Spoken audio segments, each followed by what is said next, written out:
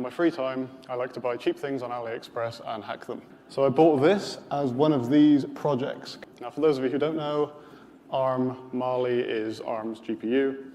They open source their kernel drivers. So this talk is focusing on the oldest one, the UtGuard GPU kernel driver that was open source until I reported the bug, and then they deleted it.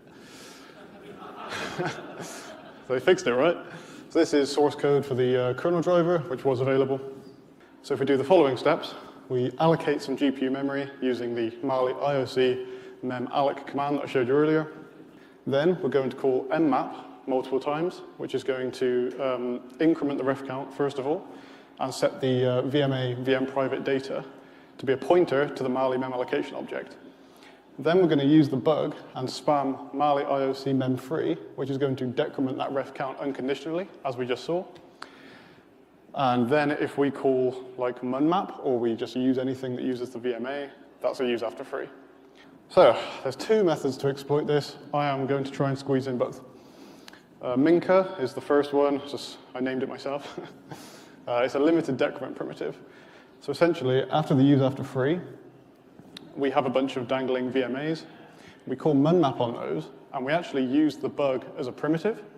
So when there is something interesting that isn't 0 or 1 at that offset in the use after free memory, we can actually just decrement it. So we have a limited fixed offset decrement. That's my cat, Kevin. And this is the translator after I kind of unlocked it and got the ADB shell on there, and I put a Flappy Bird on there. So here is the exploit. Don't read all of it. It's a lot to take in. Right, so what we're interested in here is we want to groom the heap, so we want to shape the heap so that it looks like this. So we have the use after free ion buffer on the right with all the dangling pointers pointing to it.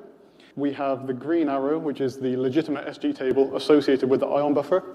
And before it, in kmalloc64, we have controlled data, which we pinned. So that's what we want. We trigger the bug, so we do the mummaps. That's going to decrement that pointer. It's going to look like this. There's basically no mitigations on this thing. So we can just put the structure, the scatter list structure, which is in the SG table, into user space. We can map that corrupted ion buffer, and we get an arbitrary write and root. And because there's no PXN, we can just do the good old commit creds, prepare kernel cred null to get our root shell. God, I hope this works.